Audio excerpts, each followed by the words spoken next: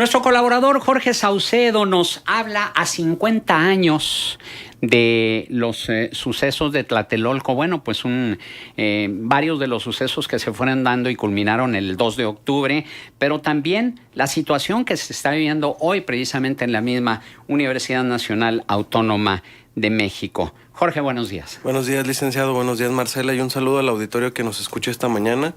Pues sí, el día de hoy termina el paro que se tenía en los SHs, en los colegios de Ciencia y Humanidades. Se informó que este paro culmina por esta mañana, donde se harán limpieza en los planteles y a partir de las 3 de la tarde iniciará ahora un paro activo, el cual implica que profesores y alumnos podrán durante la mañana del miércoles ya retomar clases, pero con un paro activo. Hay que recordarle al auditorio qué sucedió. Y hay que remontarnos al 27 de agosto de este año, cuando un grupo de estudiantes tomaron las oficinas administrativas de lo que se conoce como el CCH de Azcapotzalco, entregando un pliego petitorio a las autoridades de la universidad. Y pues esto llevó a varias decisiones. Una de ellas, que la directora en aquel entonces decidiera renunciar, y posteriormente el que alguna serie de decisiones donde directivos y directivos interinos que empezaron a tomar las decisiones dentro de este CCH, culminara la decisión de que uno de los directivos que tomó las riendas del CCH había sido acusado por distintas estudiantes de acoso. Entonces los alumnos se manifiestan y el lunes 3 de septiembre hacen una marcha desde lo que se le conoce como el Parque de la Bombilla hasta la explanada de la Rectoría. Hasta ahí pues todo iba dentro de lo que cabe normal, sino es que a partir de que ya se encuentran en la Rectoría, pues comienzan los disturbios y a esta explanada es donde llegan pues lo que se le conoce como grupos de choque o los famosos porros, que así se le han estado diciendo los distintos medios de comunicación, que portaban los jerseys de la UNAM y que al empezar el problema y empezar a patear y a lanzar piedras, pues recordamos la situación de Joel, aquel joven que fue apuñalado, que gracias a Dios en este momento ya los doctores lo dieron de alta, ya no se perdió el riñón como se había comentado que era posible que perdiera. Y están estas fotos que se hicieron muy emblemáticas, donde una vez que lo apuñalan y lo siguen golpeando, su novia, Naomi, va y lo abraza y lo tapa para que ya no lo vayan a golpear, porque si lo hubieran golpeado aún más, pues esto hubiera desencadenado a que pudiera morir, ¿no? Entonces, a raíz de todo este suceso, ha habido distintas manifestaciones, distintos paros, lo que ha llevado a que la UNAM haya tomado medidas, entre ellas el que el número de expulsados hasta ahorita sean 22. Y también ha sucedido que lamentablemente ha habido alumnos como Fernando Tinajero Muñoz, que fue expulsado injustamente y que él logró comprobar que él ni siquiera había estado en la manifestación y tampoco era parte del grupo de los porros como se había señalado. Entonces él tuvo que hacer toda una investigación, mostrar videos, pero también lamentablemente este tipo de movimientos se ha prestado a que haya otros intereses, otras personas que han distorsionado las solicitudes y el pliego petitorio inicial, que es lo que los alumnos han tratado de mantener. Entre ellas, una de las peticiones ha sido que se solicite la renuncia del rector Grau, lo cual pues una vez que ya tuvo una reunión con Andrés Manuel y le dio su respaldo, pues ha bajado, ¿verdad? Porque principalmente hemos visto cómo la Facultad de Derecho y algunos catedráticos que simpatizan con Morena habían sido los que estaban apoyando que se solicitara la renuncia del rector.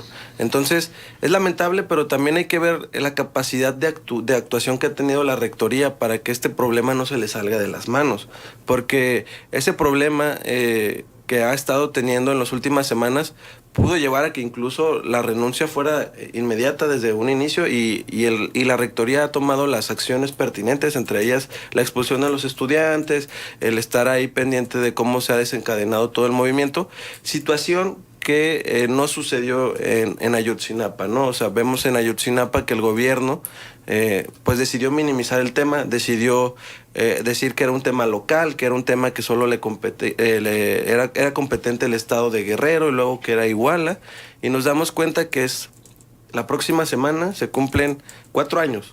4 años donde 43 familias no saben el paradero de sus hijos, 4 años de una lucha incansable. Y la próxima semana, el 26 de septiembre, estas 43 familias se van a reunir con quien ahorita es presidente electo, con AMLO, donde AMLO durante su campaña y aún ahora como presidente electo se ha comprometido que el caso va a tener por lo menos una respuesta, va a permitir que el GIEI, este grupo interdisciplinario de expertos independientes, regrese a México, porque con Peña Nieto hasta este momento no sabemos dónde están los 43, la investigación judicial es débil, llena de obstáculos e irregularidades, e incluso el Tribunal Unitario de Tamaulipas pues dijo que la verdad histórica es insostenible, que no se ha investigado el Ejército, no se ha investigado la Policía Federal, no se han cumplido las detenciones, las detenciones que se han cumplido lamentablemente han sido bajo tortura, y la Procuraduría General de la República no ha investigado las 4 líneas que el mismo GIEI había sugerido, lo cual pues lleva a pensar que esta verdad histórica no se mantiene. Incluso aquella investigación que hicieron el grupo de antropólogos forenses, donde presentaron todo un mapa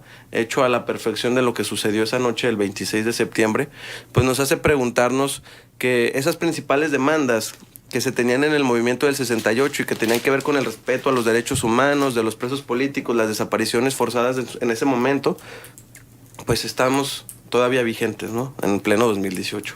¿Y cómo observas tú la diferencia de lo que es la generación de los jóvenes del 68 y la generación de los jóvenes de 50 años después de 2018 en cuanto a la actitud contestataria, en cuanto a la movilización y sobre todo en cuanto a la participación y el papel que juegan las redes sociales en ello? Que obviamente hace 50 años no existían, ¿verdad? Sí, yo creo que, bueno, obviamente son circunstancias distintas lo que desencadenó el 68. Sí. Recordaremos que empezó como una cuestión interna y luego grupos externos a lo que es la universidad se empezaron a ser aliados de estos jóvenes que tenían sus exigencias, y que grupos obreros de distintas índoles se empezaron a unir en estas manifestaciones que llevaron a esto del 2 de octubre en Tlatelolco. Y ahora vemos que también una situación muy particular en un CCH, pues que pudo haber sido una cuestión muy interna, al pasar a la rectoría y al pasar a la situación de los porros, pues desencadena una cuestión a nivel nacional. O sea, un paro de las universidades y de las preparatorias de la Universidad Nacional. Pero yo creo que el rol en esta situación de este año, con las redes sociales, pues permitió darnos cuenta de esa organización que es impresionante, sobre todo en la Universidad Nacional, que es... No todas las universidades públicas en el país tienen esa organización. ¿Por qué? Porque hay que ser sinceros, ¿no? Las direcciones, las rectorías buscan desestabilizar cualquier tipo de unión en las universidades públicas por el temor a que los estudiantes vayan formando grupos críticos, grupos que exijan a las universidades.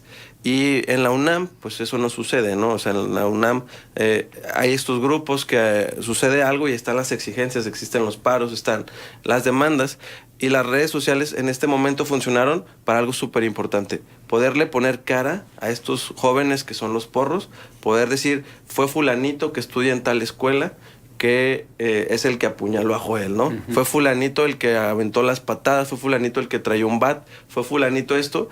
Y en Twitter fue impresionante la manera en cómo podíamos ver las redes sociales personales de estas personas, las fotografías, y esta fue una manera también de que la UNAM supo quiénes eran, a quiénes tenía que expulsar, ¿no? Porque luego también tomamos decisiones cuando no sabemos, pues rápidas, para darle como un control, pero estamos, o sucede esta situación como la de Fernando, ¿no? Que es expulsado injustamente porque pues se precipitaron, ¿no? En su momento. Entonces, creo que ese fue el papel de las redes sociales en este momento. También existe una cosa como el verificado MX, que fue para las elecciones. Uh-huh. Hay un verificado UNAM, donde te da la información oficial de lo que está pasando dentro del movimiento, para que luego los rumores, incluso una manifestación que hubo hace una semana, decían que iba a haber porros y no sé cuántas otras cosas, y entre los mismos estudiantes, entre los grupos de WhatsApp, entre las redes sociales, se dijo: tranquilos, hay que ir con un listón en la mano dorado para identificarnos nosotros y para ver quiénes somos. Vamos en paz a manifestarnos, y si vemos alguna situación que se descontrola, pues señalar quién es el que está pasando. Tú hablaste eso, ¿no? Del lado positivo de las redes sociales, que trajeron como consecuencia lo que ya mencionaste, pero hay otro lado negativo, que es el hecho de que paradójicamente hay mucha información, pero también hay demasiada desinformación, incluso de quienes tienen intereses muy particulares en este conflicto de la UNAM y se ponen a propagar a través de las redes sociales mensajes que no tienen nada que ver con la verdad o que precisamente pretenden desorientar y desinformar a la opinión pública. Sí, y es algo que siempre ha sucedido, incluso en el 68, digo, siempre en este tipo de movimientos existen intereses que se unen después de lo que hace que surjan este tipo de movimientos y que se aprovechan de ellos, y eso busca desacreditar, ¿no? O sea, igual a los 43, ¿no? Cuando pues son 4 años, ¿no? Una lucha incansable, y yo puedo decir que conocí y conozco a las familias de los 43, y es muy lejana la historia que se dice de que los financia la izquierda, que los financia la guerrilla, que los financia Andrés Manuel, que los financia no sé quién. Igual pasa, o pasó en el 68, ¿no? Que lo financiaba Hay muchas historias, hay muchas cosas que pueden o no pueden ser verdad, y es lo que está pasando ahorita con lo de los SH, ¿no? Que es un movimiento...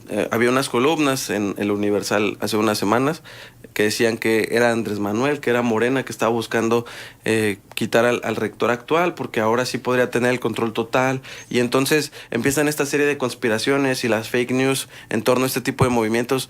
También era impresionante ver cómo la gran mayoría de las personas de a pie no saben lo que es un grupo de choque o los porros. Entonces empiezan estas historias de que esos porros van a ir y van a tu casa y no sé qué. Entonces la gente se asusta, ¿no? Y empezamos a generar un pánico que no tendrá que existir, porque tendríamos que informarnos de la manera correcta, y también abusamos de esto, ¿no? El generar una psicosis a través de las redes sociales, ¿no? Claro. Y eso es lo que ha sucedido, ¿no?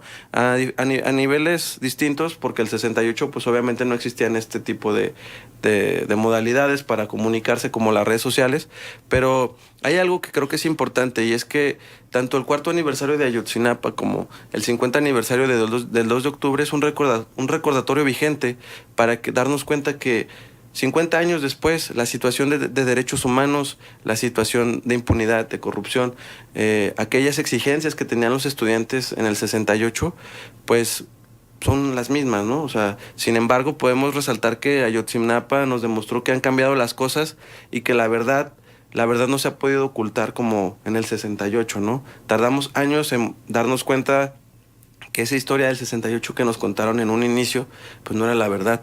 Y la verdad no se pudo monopolizar en Ayotzinapa, y la verdad no se pudo callar.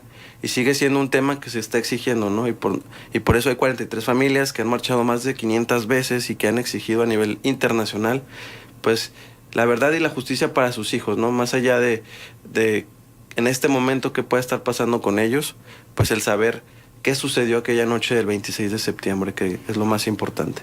Muy bien, Jorge, ¿algún punto de contacto? Claro que sí, nos podemos leer en Twitter en @JorgeInformando y en Facebook como Jorge Saucedo. Gracias, Jorge Saucedo.